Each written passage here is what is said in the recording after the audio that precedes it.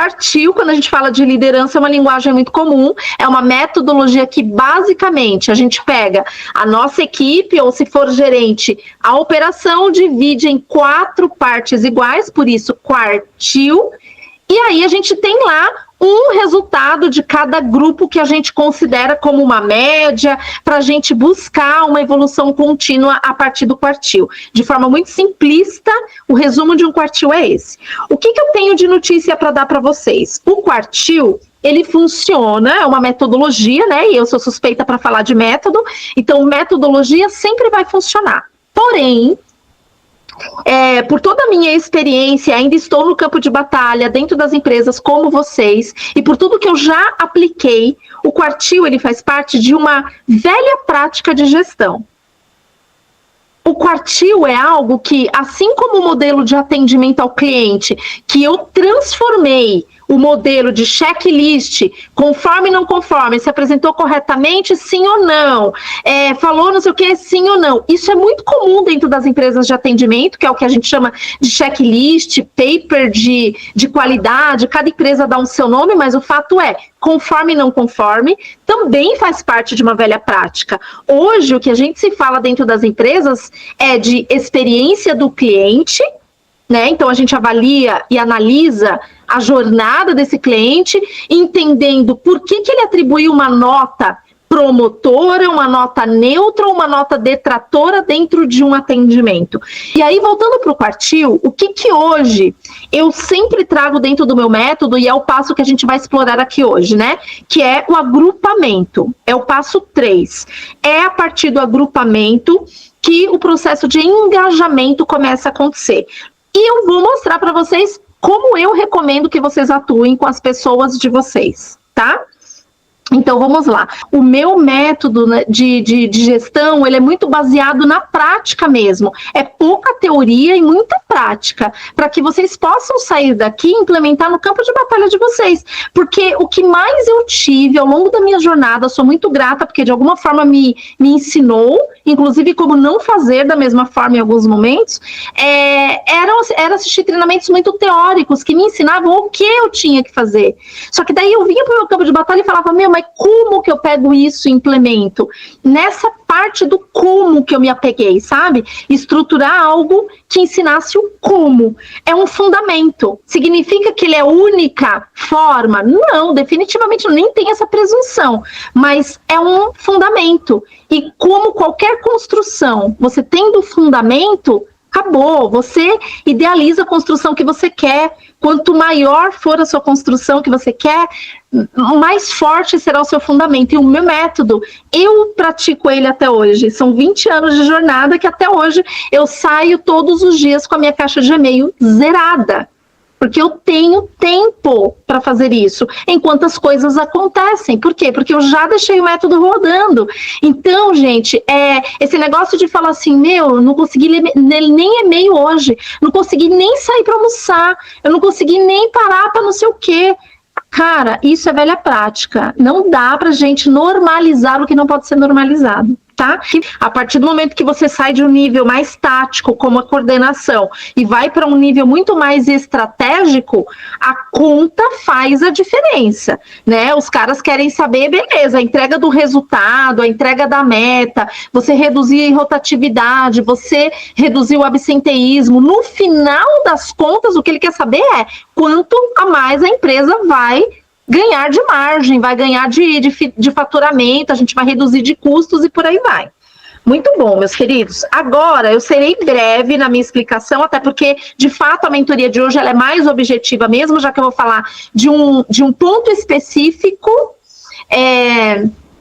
E eu queria me prolongar um pouquinho mais aqui nas experiências, à medida que cada um nos próximos encontros forem trazendo dúvidas específicas do seu negócio, vocês já entenderão mais ou menos por quê. Pô, o Carlinhos ali numa cobrança, o Fábio numa linha mais estratégica, a Claudiane pode fazer uma pergunta que para a gente seja óbvia, mas para ela é importante, já que ela está desejando ingressar numa carreira de liderança, e a gente já passou por muito do que ela vai passar, então a gente vai poder contribuir demais com ela. A Marta, né, ela vai ter ali uma situação muito específica de um grupo eu já trabalhei em empresas que contratavam menores, jovens aprendizes, mas não você ter uma equipe inteira praticamente de menores ou jovens aprendizes é um desafio muito grande e que a gente também vai aprender muito com ela, né? Com tudo que a gente vai desenvolver no paralelo ali com a Marta, mas a gente vai trazer para trocas aqui na mentoria. Tiago ali já querendo dar um passo para coordenação, só que não, será que eu vou, será que eu não vou? E a gente juntos vai dar esse empurrão que ele precisa, né? Então, estar na mesma comunidade, eu ouvi numa outra mentoria que fala que aves da mesma plumagem voam juntas. Dificilmente você vai ver uma galinha com uma águia. E se ver, vai ser para a águia comer a galinha e não para voarem juntos, né? E aí a gente tem a Érica, que já está ali, ó. Amanhã vamos aqui emanar muita energia boa para a Érica. Sai o resultado do processo seletivo. E se não for o seu momento, minha querida, você está no momento perfeito de se aprimorar, de você aprender com quem já passou pelo que você está passando e num próximo processo seletivo dar um passo enorme aí na sua carreira muito mais preparada, tá? Então, de uma forma ou de outra, só agradeça, tá bom? Dito isso, todos vocês, dá um joinha se todos vocês já ouviram falar numa palavra que é quartil. Dá um joinha. Ou levantar a mãozinha aí, todo mundo. Acho que todos, né? Tirando a Claudiana, que talvez seja uma linguagem nova para ela, o quartil, quando a gente fala de liderança, é uma linguagem muito comum, é uma metodologia que basicamente a gente pega a nossa equipe, ou se for gerente, a operação divide em 4 partes iguais, por isso quartil, e aí a gente tem lá um resultado de cada grupo que a gente considera como uma média, para a gente buscar uma evolução contínua a partir do quartil. De forma muito simplista, o resumo de um quartil é esse. O que eu tenho de notícia para dar para vocês? O quartil, ele funciona, é uma metodologia, né? E eu sou suspeita para falar de método, então metodologia sempre vai funcionar. Porém, por toda a minha experiência, ainda estou no campo de batalha dentro das empresas como vocês, e por tudo que eu já apliquei, o quartil ele faz parte de uma velha prática de gestão.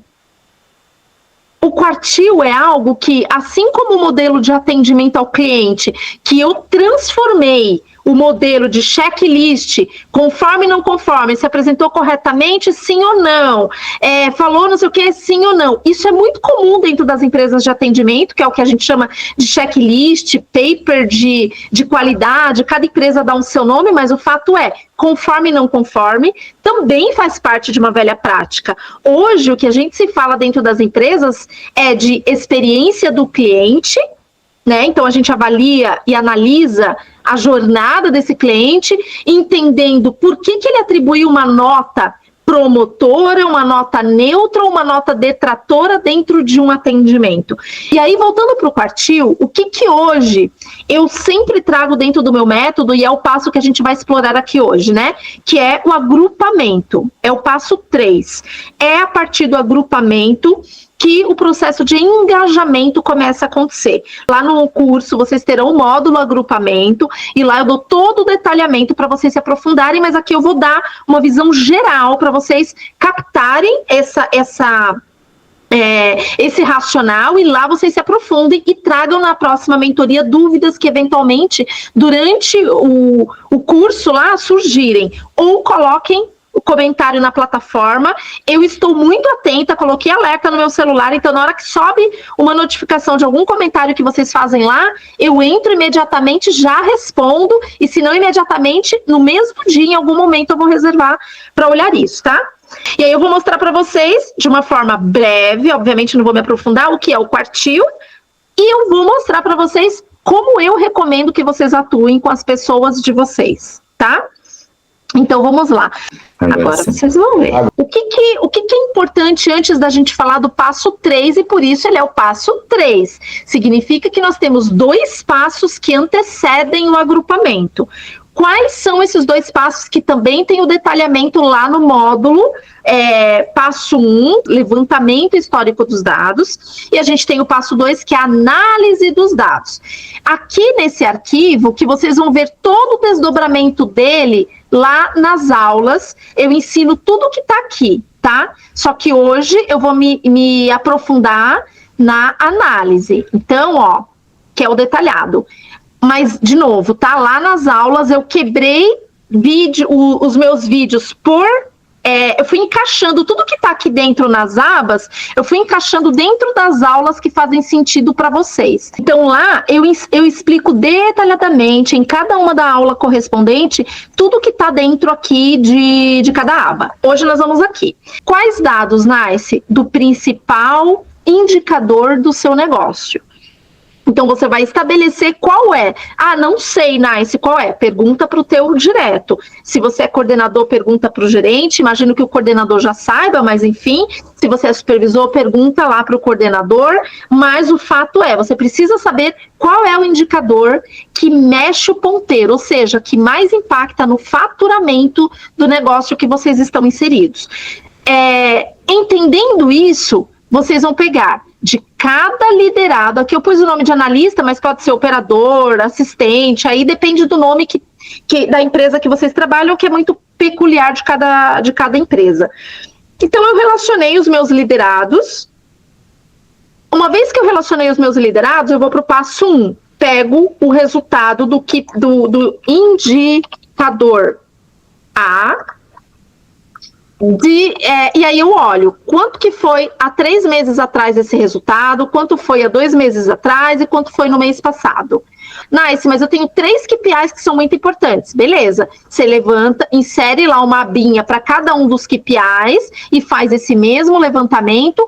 Ou, se a gente conseguir estruturar a escoragem, que eu comentei aqui em algum momento, é o resultado do score que vai aqui. E uma vez que você já tem o resultado do score dos últimos 3 meses, essa aqui é a pontuação que você já sabe que na média ponderada daquela pontuação dos KPIs chaves do seu negócio é o que vai determinar o resultado histórico de cada um dos seus liderados.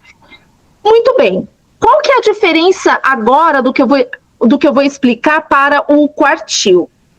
O quartil, a gente tem lá, ó, nesse exemplo, tá? 30 liderados. Se eu divido 30 por 4, eu vou ter uma média de 7 e um quartil, talvez o quarto quartil, com 8 integrantes. Meu primeiro quartil, normalmente são os caras bam. Aí eu tenho mais 7 pessoas, que é o meu quartil, que, putz, esse aqui, o primeiro, ele supera os resultados. Esse segundo, ele bate as metas. Aí eu venho para um terceiro quartil. Esse terceiro quartil, ele já é meio que um ponto de atenção ali. Ele não bate as metas, mas ele tá quase lá, ele bate na trave praticamente todo mês. E aí eu tenho o quarto quartil, que é aquele que detona o meu resultado, porque ele não bate a meta nunca. E aí, uma vez que você divide a tua equipe em 4 partes iguais, normalmente as empresas trabalham com a média. Então, a média do meu primeiro quartil é 18. Aí, eu estabeleço que o compromisso de superação de todos os meus operadores ou analistas que estão dentro do primeiro quartil é entregar 18. Por que eu falo que é uma velha prática? Porque quando a gente trabalha com média, supondo que, vamos ver quanto que dá de média aqui, ó, tá dando 18,8, vamos colocar 19. Então, a média, ó, vou colocar aqui do lado que fica mais fácil para vocês acompanharem, igual média. A gente vai pegar a média desse resultado só do primeiro quartil, dali, ó, 19. Vamos colocar uma casa decimal só. 19. Então, eu estabeleço que todos os meus integrantes do primeiro quartil precisam entregar no mínimo 19, que é a média do primeiro quartil. Só que olha só, olha o perigo de você fazer isso. Como você pode superdimensionar para uns e subdimensionar para outros. O que isso quer dizer? Quando você superdimensiona uma meta, É como se você estivesse pedindo para ele dar um salto do térreo para o 5º andar sem elevador. Quando você subdimensiona, essa pessoa consegue entregar com os pés nas costas, facinho. E aí, qual é o desafio que a gente está colocando para essa pessoa? Nenhum. Por exemplo, se a média do meu primeiro quartil for 19, eu estabeleci, porque a média do primeiro quartil deu 19, esse cara que já entrega 27, que é muito mais do que os 19, para ele, talvez ali na primeira quinzena do mês, ele já bateu a meta que você estabeleceu. Qual é o risco? Na segunda quinzena ele dá uma relaxada. Ele fala, ufa, já bati minha meta mesmo. E por mais que você pile, gente, é inconsciente. O cara já dá aquela... posso agora dar uma relaxada porque eu já bati a meta que o meu supervisor, que o meu coordenador lá pediu. Isso é um perigo. Mesma coisa quando a gente olha o oposto. Eu tenho um cara que tá ali, ó, no mês inteiro fechou com 10, ele tá dentro de um primeiro quartil por um mero ranking que eu coloquei ali, talvez do maior para o menor, ele caiu no primeiro quartil, mas o cara não consegue historicamente entregar. E aí, para ele, já vai desestimular. O cara vai largar o mês e vai falar, nossa, mano, 19, eu não consigo entregar 19. Ele já desestimula na largada do mês. Para você conseguir arrancar e engajar essa pessoa, putz, é quase que impossível. Tem os fora da curva, mas é muito difícil você conseguir resgatar. Então, o que eu recomendo no meu método? Esquece isso daqui, esquece quartil. Não trabalho mais por quartil. Com base nos resultados históricos das pessoas da minha equipe, eu vou estabelecer um recorde que ele vai quebrar dele próprio. Imagina que você tem uma meta de 55. Vou colocar vendas, mas se fosse qualidade ou uma meta que você tem por percentual, você vai ter aqui os 90%, 80% e você tem uma meta talvez ali de 85%.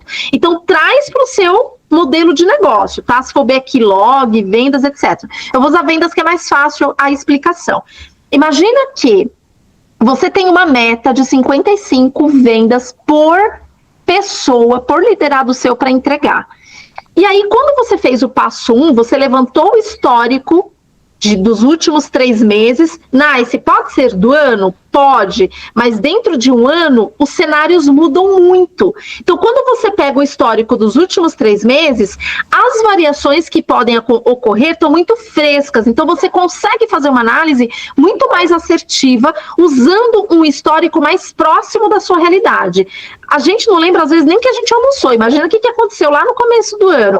Então, se você não considerar as variáveis, você pode estabelecer uma meta dentro de um cenário completamente diferente do que você tinha lá no primeiro trimestre do ano passado, por exemplo. Então, usa como histórico os últimos 3 meses, já é um resultado que vai te trazer uma linha do tempo interessante e que está mais próximo da tua realidade hoje, com poucas variáveis em relação ao teu cenário atual. Beleza, dito isso, eu não posso perder de vista a meta. Isso daqui, em todos os feedbacks, vocês precisam trazer a todo momento. O cara tem que entender que a meta é o alvo. Porém, não adianta falar de meta para um liderado meu que, historicamente, ele não bateu a meta em nenhum dos meses. Mas eu posso estimulá-lo a quebrar o seu próprio recorde, sem comparar. Velha prática de gestão. Olha, o turno da tarde está conseguindo entregar e a gente tem que correr agora de manhã. Ou, gente, nós temos pessoas dentro da nossa equipe que faz, por que você não vai conseguir? Então, esse tipo de discurso já era, virem a página, não funciona mais. Você só desestimula as pessoas. E tem um detalhe importante, dia 26/5 de 2025, entrará em vigor a NR1. NR01 tem como premissa cuidar da saúde mental das pessoas. Então, esse lance que o líder... do líder, de comparar, de falar que fulano consegue, você também vai conseguir, de falar, nossa, a meta é essa, você tem que conseguir a meta, não dá mais, são 3 meses que você não consegue. Gente, não dá mais para usar esse tipo de discurso. Já não dava. Só que agora vai virar lei. E você, como líder, vai ter uma responsabilidade muito maior em relação ao reflexo que tudo isso, o seu formato de gestão com uma velha prática, pode causar no seu liderado. Então, o que é importante? Usem discursos do tipo, vou usar como exemplo aqui, ó, Nice, olha só, o teu melhor mês foi o mês de dezembro, onde você realizou ali, tá vendo? 22 vendas. Você realizou 18 vendas em novembro, 10 vendas em janeiro, mas em dezembro você conseguiu fazer um resultado melhor, historicamente. Eu estou usando esses meses, mas pode ser qualquer mês histórico aí que vocês puxarem. No caso nós estamos em abril, janeiro, fevereiro e março, por exemplo. Mas o discurso é importante que vocês entendam. Então, eu vou falar assim, então, olha só, eu estou colocando aqui nessa coluna o resultado do teu melhor mês. Qual que vai ser o nosso foco este mês? Eu quero que você quebre o teu próprio recorde. A meta é 55, mas você concorda que, historicamente, você ainda não conseguiu entregar? E eu falo ainda porque você vai conseguir entregar, dado esse planejamento que a gente vai fazer juntos aqui. Eu vou te ajudar, eu vou te mostrar o que você está fazendo de errado, onde você precisa melhorar, mas eu quero que você entenda o seguinte, tira um pouquinho o foco este mês da meta, que continua sendo 55, então mesmo no seu melhor mês, é importante você ter consciência de que você não bateu a meta. Foi o melhor mês em relação aos outros 2 que a gente tem aqui no seu histórico, beleza? Então, eu vou colocar aqui o teu melhor mês. E aí eu quero que você me diga, com base nesse teu melhor mês, quanto você se compromete para quebrar o teu próprio recorde. Aqui vai estar em branco, certo? Vocês não vão mais colocar. O que normalmente os líderes fariam, os líderes que não fazem parte do Gestão Sem Neura? O que normalmente os líderes fazem? Ó, se no teu melhor mês foi 22, vamos buscar 25 esse mês? O que você acha? O liderado tende a falar, beleza, vamos. Mas não gerou compromisso, isso não engaja. O que engaja? É você falar assim, ó, Nice, com base no seu melhor mês, entendendo suas dificuldades, sabendo que eu vou te ajudar, que eu vou trazer a todo momento como é que você tá indo nos dias, nas semanas, nas quinzenas, no mês. Eu vou gerar esse movimento. Quanto você se compromete indo para um mês completamente diferente dos 3 que passaram, sabendo que você vai ter um suporte diferente. Quero que você supere o seu próprio recorde. E aí, quanto? Silêncio, você não vai falar mais nada para o teu liderado. Nada. Deixa ele falar. Ele tem que se comprometer. Na hora que a Nice falar, eu vou... posso entregar as mesmas 22? Não, porque daí não tem nenhuma superação. Lembra que eu falei? Ainda está distante da meta, você precisa mostrar alguma evolução, isso é importante. Vamos devagar, mas você precisa ter uma evolução constante daqui para frente. Não dá mais para ter essa oscilação que você apresentou no trimestre passado. Não é legal para você, para sua imagem, né? Se você em algum momento despertar que você quer crescer na carreira, putz, teu resultado vai ser importante, é um dos critérios. Então você vai trazendo ali toda uma conscientização que eles precisam. Chegamos ali nos 25. Então, no mês subsequente, você vai cobrar dele o quê? O compromisso. Esse compromisso passa a ser a meta, entre aspas, deste liderado 1, que vai ser diferente do liderado 2, que vai ser diferente do liderado 3 e assim sucessivamente. Cada um vai ter as suas dificuldades, cada um vai ter as suas limitações, o potencial é diferente, dependendo do estágio que a gente está. A competência é igual para todos eles, todos têm a mesma competência, mas os desafios variam, dependendo do momento daquela pessoa. Vocês próprios aqui relataram, tem pessoas que abriu mão de um processo, porque talvez ali o momento estava conturbado, outros porque às vezes tem medo de dar um passo além. Então, é muito variável o momento de cada um de vocês e não é diferente com os liderados. É esse entendimento que vocês precisam ter.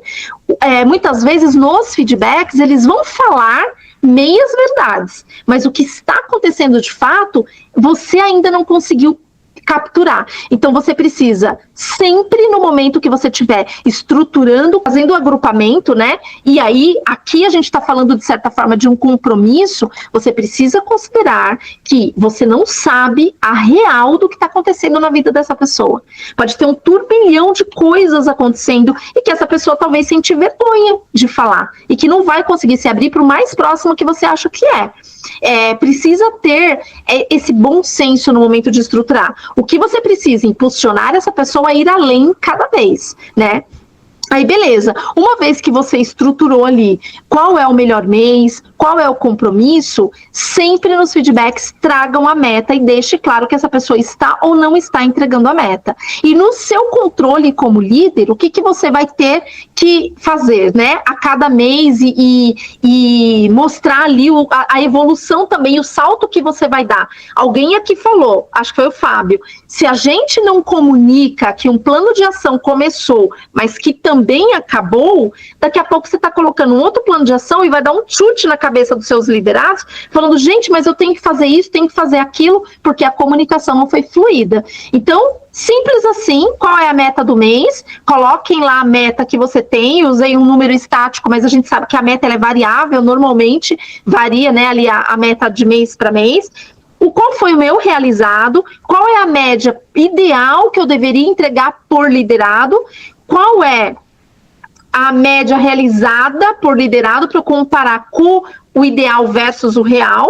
E quanto esse real representou da entrega da minha meta. Então, aqui simplesmente é o meu realizado dividido pela meta, eu tenho ali um resultado catastrófico, nesse meu exemplo hipotético, de 32,9, 33,5, 37. Porém, olha que interessante, quando você firma compromissos com seus liderados que mostram as evoluções deles, obviamente isso vai refletir na tua evolução. Você dá um salto ali de uma média de, sei lá, 30 e poucos % para 58%. Ah, Nice, mas isso ainda não é o suficiente. Beleza, mas joga isso aqui num gráfico para você ver o impacto visual que na sua apresentação você vai dar. E o seu discurso tem que falar exatamente o que está aí. Então, eu sou coordenador, eu sou gerente, vou fazer uma apresentação para os meus superiores. O que eu vou falar? Então, gente, com base em tudo isso aqui, esse é o meu plano, levantei o histórico dos dados de cada um dos meus liderados, com base nisso, eu percebi que 80%, X% da minha equipe não consegue entregar a meta, mas eles conseguem estabelecer um compromisso que já supera os resultados do melhor mês que cada um deles tiveram. Com isso, eu ainda não entrego a meta, mas eu quase que dobro o meu resultado histórico também. Então, a minha ideia é continuar fazendo todo esse processo de compromisso gradativo e em 4 meses eu chegar no patamar de meta de uma forma sustentável. Daqui para frente não tem regressão. O meu compromisso é evoluir continuamente e em 4 meses eu chegar no patamar de meta e daí só evoluir. E aí, todos os meses, o que você tem que fazer? Dar um reporte rápido. Apresentei para os meus diretos, para os meus liderados, para a minha equipe, eu vou prestar contas. Então, fechou o mês, galera. Então, olha só, com base no compromisso de vocês, o meu compromisso é entregar 837 vendas. Ainda abaixo da nossa meta de 1.500? Sim, mas olha quanto isso vai representar da meta. Gravem esse número. Esse aqui passa a ser o compromisso nosso enquanto equipe, porque eu vou agora lá na sala do cara que assina a caneta e eu vou mostrar isso daqui para ele, porque nós firmamos esse compromisso em conjunto. Beleza? Tamo fechado? Tamo fechado. Vai pro abraço. Acabou o mês, você vai fazer esse mesmo exercício, trazendo aqui do ladinho qual foi o realizado. Então, meu liderado 1 entregou 26, meu liderado 2 entregou 35, blá, blá, blá, blá. Você vai fazer isso aqui até o final e você vai ter um D para. Vamos supor que você fechou o mês com, sei lá, vamos colocar aqui 60,9% de meta.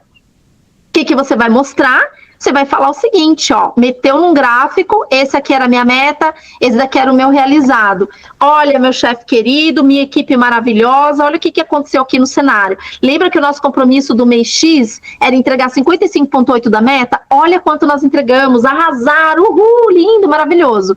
Quando vocês pegarem o próximo compromisso, o melhor mês já não é mais aqueles do histórico. Você já vai ter um novo melhor mês. E assim você vai fazendo a cada mês. Imagina que quando você inserir aqui mais uma coluninha do realizado, vou colocar aqui, por exemplo, sei lá, fevereiro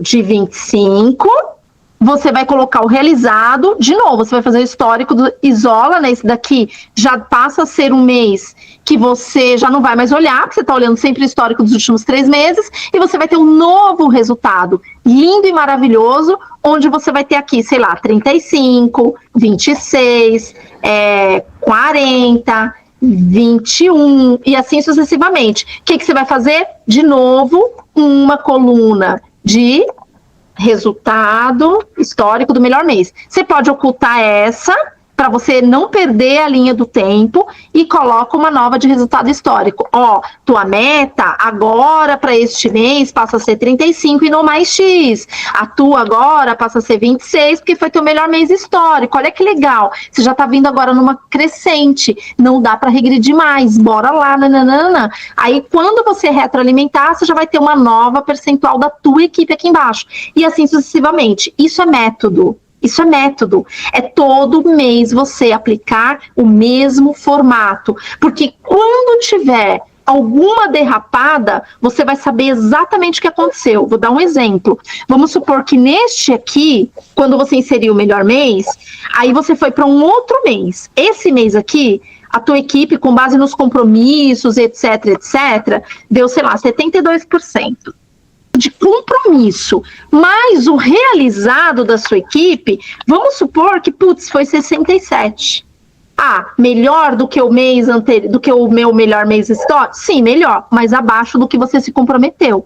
Aí, quando você for fazer análise, gente, mas o que aconteceu que eu entreguei 67? Você vai ver que você teve talvez ali, sei lá, 6 pessoas que foram muito ruins dentro do mês e que o supervisor, que não acompanha semana após semana, de forma recorrente, percebe isso no fechamento do mês, o cara está muito distante da equipe, porque ele já vai corrigindo a rota. Então, à medida que você vai fazendo um trabalho de gestão próximo, você não vai precisar falar com a sua equipe inteira, você vai fazer uma correção de rota no plano de ação deste grupo específico. Isso é agrupamento, é eu parar de olhar o todo. Ah, eu estou aplicando o mesmo método para todo mundo, então eu posso atuar da mesma forma. Não necessariamente. O método, ele vai te mostrar o padrão de trabalho e de gestão que você vai fazer ali.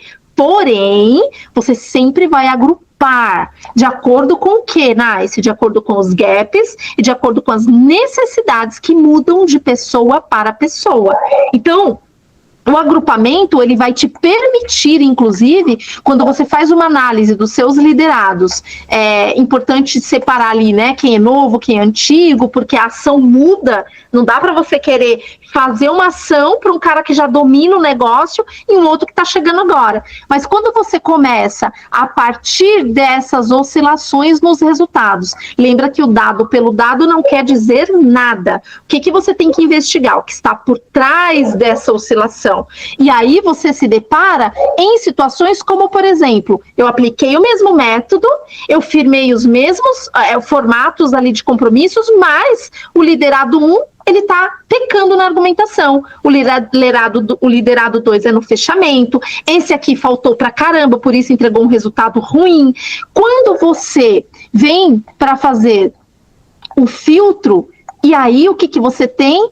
Um novo agrupamento. Você vai falar de absenteísmo para quem falta. Você vai falar de argumentação para quem precisa melhorar a argumentação.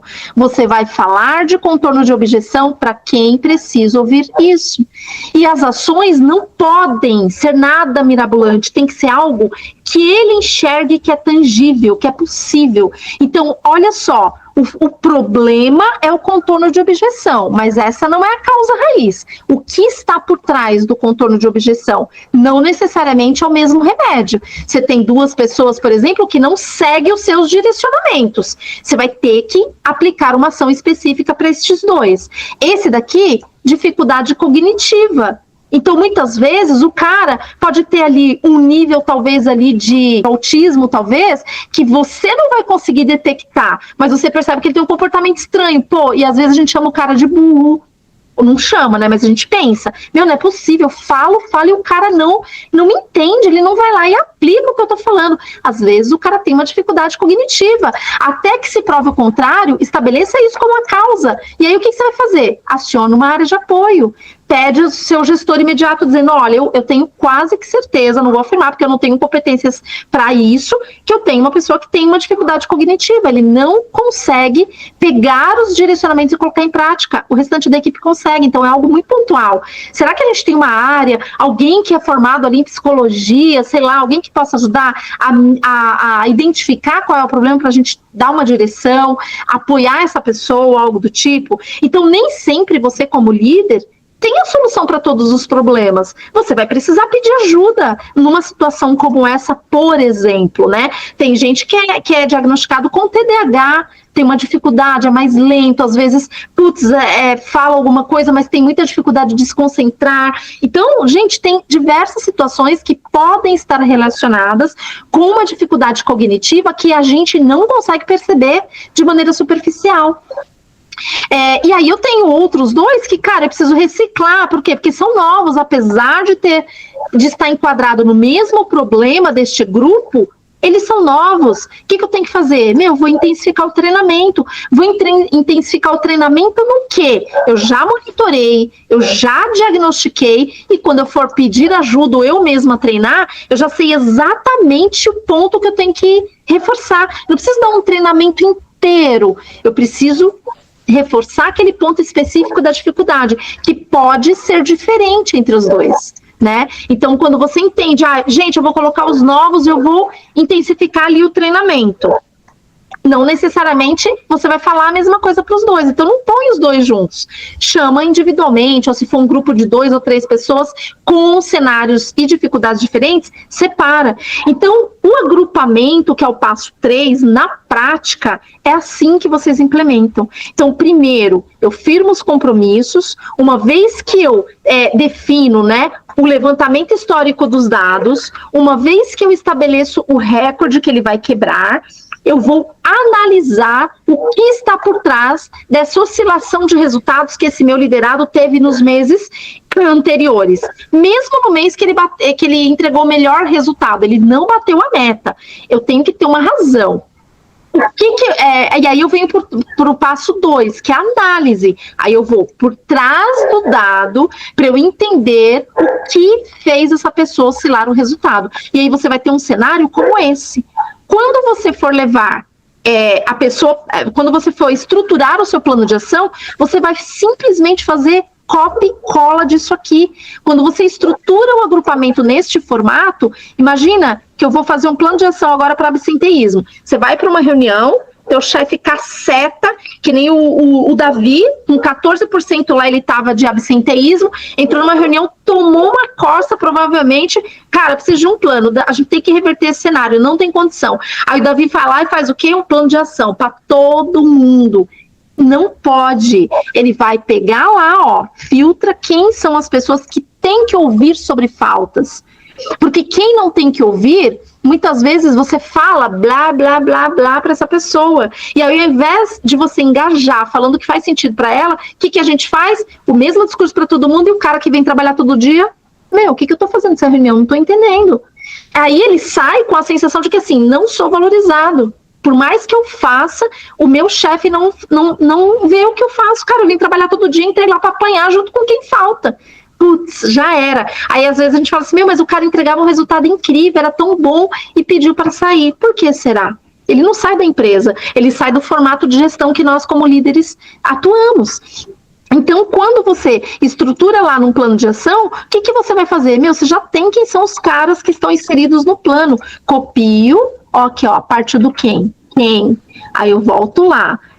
Esses daqui, ó, para cada um eu já tenho qual é a ação que eu vou fazer. Cadê a parte onde eu insiro a ação? Aqui, aqui, ó. Vou lá, Ctrl V. Olha isso, gente, meu plano sendo pronto com copia e cola, por quê? E assim sucessivamente para todas as colunas. Por quê? Porque eu já agrupei. Olha isso! Aí eu venho aqui, agora eu vou pegar o grupo de argumentação. São esses liderados aqui, beleza. No mesmo plano, você vai fazer os filtros aqui em cima depois, ó. Aqui, ó. E você vai selecionar os seus liderados que estão ali inseridos dentro do plano XPTO. Então, entendam que quando vocês fazem algo estruturado, aplicando um método, você não precisa abrir um plano de ação em branco e colocar o plano de ação lá. Se matar para pensar o que você vai descrever, o que você não vai descrever. Tá tudo aqui no diagnóstico. Passo 2, análise. À medida que você vai analisando, você vai estruturando e depois você só insere no plano de ação. Já era. Aí o que você vai ter que fazer? Acompanhar a recorrência semanal de atualização desse plano para você entender quais dos teus liderados estão conseguindo evoluir e quais não estão conseguindo evoluir. E com isso, você vai corrigindo a rota somente daquelas pessoas que precisam de correção de rota. Quem está conseguindo entregar, intensifica o plano, está dando certo, intensifica.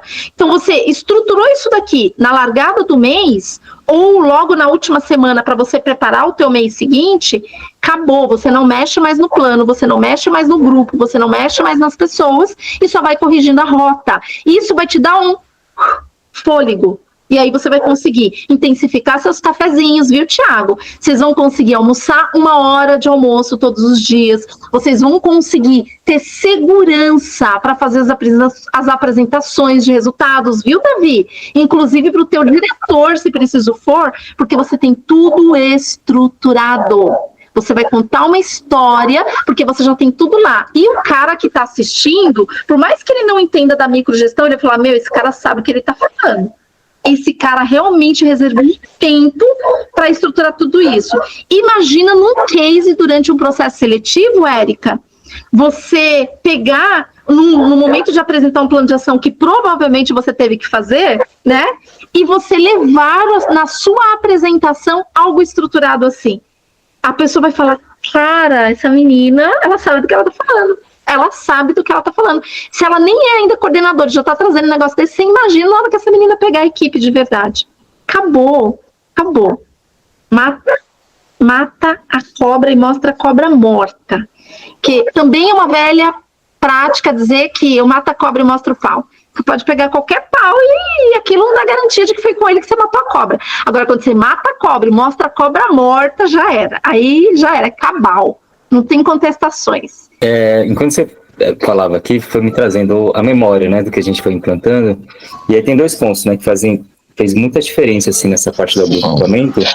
E o primeiro deles, assim, é deixar a pessoa, né, fazer aquela autoanálise.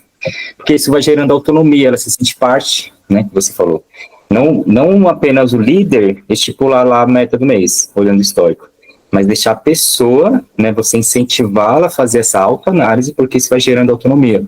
E a partir daí que você vai gerando essa maturidade no seu time, você vai ter esse tempo para o café, para o almoço, porque eles não vão ficar na sua dependência para sempre, né, de estipular um número, uma meta. Então, naturalmente, vocês vão perceber que as pessoas elas vão se interessando, e aí, depois de um tempo, você começa a perceber que até a análise, muitas vezes eles trazem prontos. Eles começam até a antecipar alguns passos, e aí você, lógico, vai fazer aquela comparação se bate com a sua análise. Mas é muito bom quando o time ele vai pegando esse formato de trabalho, porque ele vai amadurecendo junto, sabe? Então, é muito bom. E a parte também do monitoramento semanal. Isso faz toda a diferença. Não adianta fazer toda essa estrutura de plano e falar, agora deu start aqui, né? Iniciamos, e só no mês vai ficar tudo bem. E fazer essa validação semanal é muito importante. Por mais que você esteja super corrido, pelo menos para as pessoas que já estão entregando aquele resultado, uma mensagem, às vezes, um texto, faz toda a diferença. Porque não é nada complexo. Excelente contribuição, Fábio, obrigada pelos reforços. E são 2 pontos, gente, se não tiver esses 2 pontos sendo implementados depois de toda essa estruturação, não vai funcionar. E não vem falar depois que é meu método que não funciona, hein? Tem que ter essa recorrência que o Fábio falou e deixá-los assumir a responsabilidade das coisas. É isso que vai tornar uma equipe autogerenciável e vocês tirar o peso de achar que vocês são responsáveis por 100% da entrega. Não são. 80% inclusive é muito mais responsabilidade deles do que de vocês. Entendam isso, tá? Que eu peguei um cenário muito crítico. Sim. E você me ajudou e eu consegui evoluir. E foi nessa parte de colocar o compromisso, ele fazer o plano de ação, mas eu iria acompanhar, eu estava acompanhando para que ele sentisse que nós estávamos observando. Às vezes, se ele não está engajado, ele fala por falar. Mas como você está observando, você vai, está acontecendo aqui, você não está falando. Então ele está vendo que você está acompanhando e que ele tem que executar o que ele comprometeu comigo. É isso. Entendeu? Esse é o ponto-chave. Então, assim, quando você coloca aquela responsabilidade para que a pessoa ela comece a pensar no quanto ela pode se comprometer, e assim, a cada período ela vai começar a colocar um número maior para ela mesma. Então, assim, a gente acaba tendo um resultado que ele vai ser um resultado muito mais duradouro. Então, assim, essa é uma ideia de fazer com que a gente tenha essa mudança de mentalidade e perceber que a gestão, ela sim pode ser sem neura, né? O plano, né, que você trouxe, o método, soluções ali objetivas, né, algo simples, processo claro e foco no essencial. E aí a gente consegue girar a roda. Então, muito bom. Agora já mudei o modelo de gestão, cada dia eu estou mudando uma coisa, porque é sensacional, de fato é uma coisa que é sem neura, e é fácil, e é prático, né? É o básico bem feito. Perfeito, como tem que ser o nosso dia a dia de líder, que a gente não tem tempo para coisa mirabolante, não. O interessante desse método, de novo eu trago à tona a NR1, que vai entrar em vigor 26 de maio. Imagina que a Marta, por exemplo, ela é o Q1. Então a Marta fez um compromisso, a meta é 55, a Marta se comprometeu com 35. E o Davi é um Q4. A meta é 55 e o Davi se comprometeu a superar lá o melhor mês dele com 15. Quando a Marta entregar os 35 e o Davi entregar os 15, os dois bateram 100%. Acabou esse negócio de dividir a operação em 4 partes iguais, porque daí você vai comemorar e entregar e reconhecer quem bateu 100% dos compromissos. Não importa o quartil que esse cara estava, você coloca todo mundo no mesmo patamar. Você faz com que as pessoas que estavam no quarto quartil e eram vistas lá como os patinhos feios, elas falem assim, cara, eu tô no mesmo lugar que aquela menina lá que sempre bateu meta, ganhou dinheiro e o caramba 4. Como você acha que essa pessoa vai se sentir, sabe? E aí o engajamento que é intrínseco, que vem de dentro para fora, aí começa a aflorar e as coisas começam a fluir. É muito lindo esse processo, gente. Eu quero agradecer imensamente o tempo de vocês, né? Porque o tempo é algo valiosíssimo. Eu espero realmente ter contribuído, trazendo insights importantes para vocês conseguirem, de fato, implementar. O meu método, né, de gestão, ele é muito baseado na prática mesmo. É pouca teoria e muita prática, para que vocês possam sair daqui e implementar no campo de batalha de vocês. Porque o que mais eu tive ao longo da minha jornada, sou muito grata, porque de alguma forma me ensinou, inclusive como não fazer da mesma forma em alguns momentos, era assistir treinamentos muito teóricos, que me ensinavam o que eu tinha que fazer. Só que daí eu vinha para o meu campo de batalha e falava, mas como que eu pego isso e implemento? Nessa parte do como que eu me apeguei, sabe? Estruturar algo que ensinasse o como. É um fundamento. Significa que ele é a única forma? Não, definitivamente nem tem essa presunção. Mas é um fundamento. E como qualquer construção, você tendo fundamento, acabou. Você idealiza a construção que você quer. Quanto maior for a sua construção que você quer, mais forte será o seu fundamento. E o meu método, eu pratico ele até hoje. São 20 anos de jornada que até hoje eu saio todos os dias com a minha caixa de e-mail zerada. porque eu tenho tempo para fazer isso, enquanto as coisas acontecem. Por quê? Porque eu já deixei o método rodando. Então, gente, esse negócio de falar assim, eu não consegui ler nem e-mail hoje, não consegui nem sair para almoçar, eu não consegui nem parar para não sei o quê. Cara, isso é velha prática. Não dá pra gente normalizar o que não pode ser normalizado. Tá? Esse curso eu comercializo, esse curso que vocês estão fazendo, vocês vão me dar lá no final de tudo isso depoimentos que vão estimular outros líderes a pagar para entrar na minha mentoria, para entrar no meu curso. Então, é uma missão, como o Davi colocou, é um propósito, gente. Eu quero gerar um impacto social dentro das empresas, formando líderes absurdamente qualificados a engajar equipes e, consequentemente, entregar resultados consistentes e, consequentemente, gerar faturamentos e, consequentemente, crescer negócios, gerar mais empregos, famílias serem...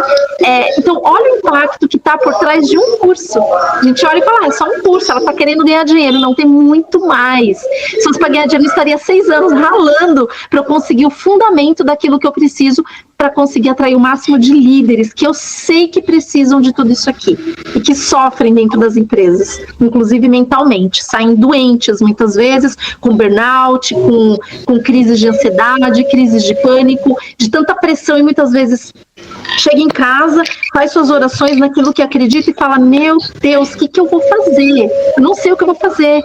Então eu quero ser a luz, sabe? De falar, era isso que eu precisava. E aí a gente conseguir construir algo que realmente vai fazer a diferença na vida, muito mais que nos resultados das pessoas, sabe? Que acreditarem no meu trabalho. Então, muito obrigada por vocês também confiarem, por estarem aqui e por estarem fazendo a diferença na minha vida. E vocês não fazem ideia do quanto vocês estão fazendo a diferença, tá bom? Obrigada a você pela maneira que você transmite e traz uma tranquilidade para nós, de verdade. Tem nada a ver comigo, tá aqui dentro, ó. Obrigada, gente.